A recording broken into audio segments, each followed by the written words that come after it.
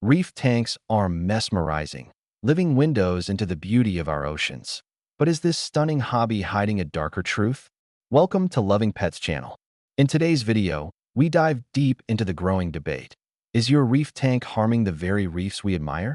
The answer might surprise you. Let's take a closer look. I have read that the saltwater aquarium hobby is contributing to the decimation of coral reefs through overfishing. Is that true?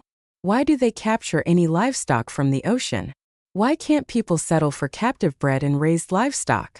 I also heard a rumor that a law is being considered to prevent the import of live-caught livestock into the U.S. for use in saltwater aquariums. Is this the case? I have come across information suggesting that the saltwater aquarium hobby is harming natural coral reefs. During my attendance at the 2024 DEMA show in Las Vegas, a major trade event for scuba diving companies and marine conservation groups, I had the opportunity to engage in conversations with marine conservationists and representatives from respected organizations, including Oceana, Potty Project Aware, and Earth Echo.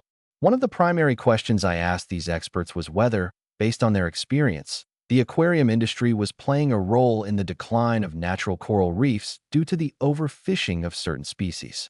To my astonishment, many conservationists replied that, contrary to common belief, the aquarium industry is not only not detrimental to natural coral reefs, but, in some cases, is actively aiding in their conservation. In certain small island nations where economic prospects were scarce, residents resorted to using dynamite for fishing, whereas in other regions, indigenous communities employed trawl nets to supply the food industry. In both scenarios, numerous fish species were decimated, and coral reef ecosystems suffered significant damage.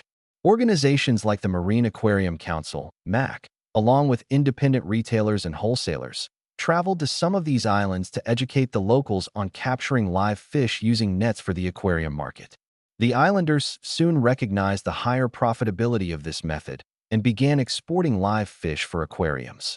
Consequently, the saltwater aquarium trade has provided both economic and environmental benefits to island nations and coral reefs. Nonetheless, not every instance of live fishing for aquarium fish is beneficial. The method of cyanide fishing, which is employed to immobilize fish for easier capture, has inflicted significant damage on numerous coral reef ecosystems. Despite being prohibited in many regions worldwide, this practice continues to occur.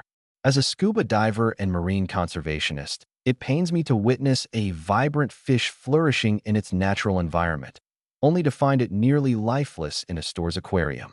If responsible retailers, distributors, and individual aquarists were sufficiently educated to identify and avoid purchasing and selling cyanide-caught aquarium fish, many of the ethical dilemmas confronting our environment and our hobby could be addressed. Given that only a limited number of species have been raised in captivity, it seems improbable that aquacultured livestock can currently sustain a vibrant saltwater aquarium hobby. However, this situation is evolving. Advances in the breeding of saltwater fish species, including those with extended larval stages, are occurring almost daily. I am confident that a time will arrive when the majority of saltwater fish available for purchase will be bred in captivity. Responsible exporters, retailers, and aquarium enthusiasts can collaborate to minimize the hobby's effect on wild populations. I am not aware of any laws that would prohibit the importation of wild-caught saltwater fish into the United States. Considering the economic implications of such legislation, I believe it is improbable that it would be enacted. Legislation of this nature would almost certainly fail to achieve its intended goals. Europe, Asia, and even South America all engage in the import and sale of tropical saltwater fish. It is unlikely that any of the crude and unethical collection practices would cease as a result of this type of law, and it is probable that much of the U.S.-led support for island nations that practice responsible collection would decline. Climate change, increasing ocean temperatures, ocean acidification, runoff from deforestation, and overfishing for the food industry pose far greater threats to coral reefs than the aquarium industry does. Most marine conservation organizations concentrate their efforts on addressing these escalating issues. Reef tanks can be both breathtaking and responsible, but only if we stay informed. Thanks for watching. If you found this video helpful, hit that like button, subscribe for more marine insights, and share your thoughts in the comments. Together, we can enjoy this hobby without harming our oceans. See you in the next one.